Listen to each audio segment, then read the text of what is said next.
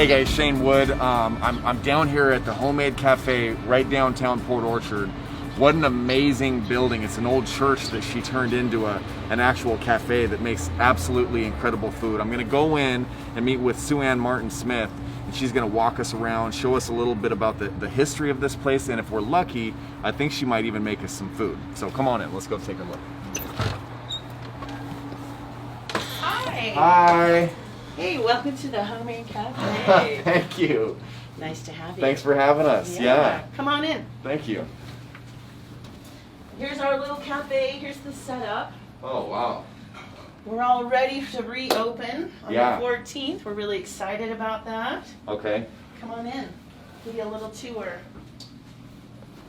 We only have 11 tables. We're pretty tiny. Okay. But we're very family friendly. Tell me about some of this art. I love what you've done with this. We love Americano. Okay. So basic American sort of style art. Everything here, for the most part, is secondhand or local auctions. We won this at an Eagles auction, helping to support the Eagles and the food bank at the same time. Yeah, look at that Port Orchard Opoly, a Port Orchard Monopoly this game. was done by Isn't that cool? Seroptimus. And I just want to point out the Homemade Cafe is the most expensive property. Oh yeah, that's what I'm talking about. Boardwalk, baby. Yeah, so that was done, I think, in 2015. So, how long have you been shut down for the? Here, come back here. Oh, Let's come okay, back cool. here and talk a little nicer. Space, you want to have a seat? Sure. Wow, look at that. Isn't that beautiful? So, how long have you been closed since the? Well, we closed the first time in February 17th, like most of everybody else, and then the second time was in the middle of November. Right. We had just started to make a comeback. Sure. So this is, it's been very challenging. We really didn't do takeout before. Yeah. So we had to rethink our whole cafe and how we could survive during the first ever pandemic. Yeah. So gratefully, I'm so grateful that we have great staff, and my kids are part of that. Yeah. They're adults though, and they've really helped us with social media and our website, and I'm involved locally with a lot of different groups. Yep. And so we're kind of brainstorming and trying to fight through this together. What brought you to the restaurant business, and what's your favorite thing about it? We got started in the restaurant business because Paul and I have been together 14 years. Wow. And he became a man in the restaurant industry. Sure. But when you date a chef, it's like being a single mom. They work nights, weekends, and all holidays. Sure. And combined, we had 5 kids.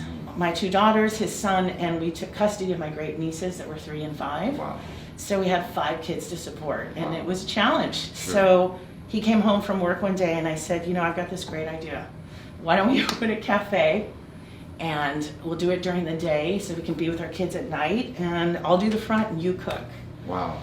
And so he was like, okay, this is sort of crazy. And then our daughters found this building. Yeah. They were volunteering with the food bank on a summer camp program, and it was here. What an incredible building. It's an old church? Yeah, it was an old church. It's from 1895, originally built in Brownsville. Wow. It was sold in the 30s to the First Lutheran Church in the city limits. Uh-huh.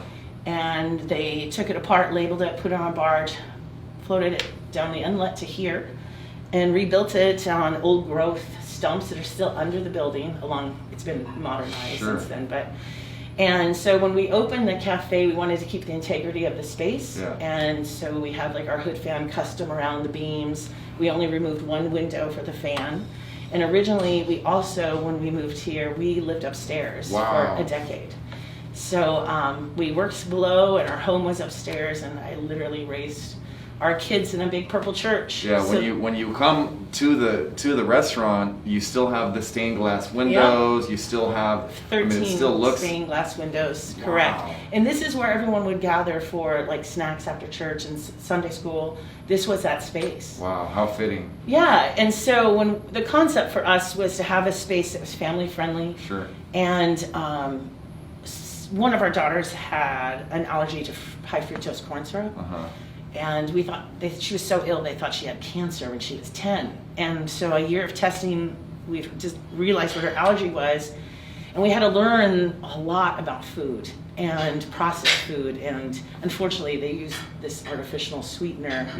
And there's no processing place in our body to get rid of it. Right.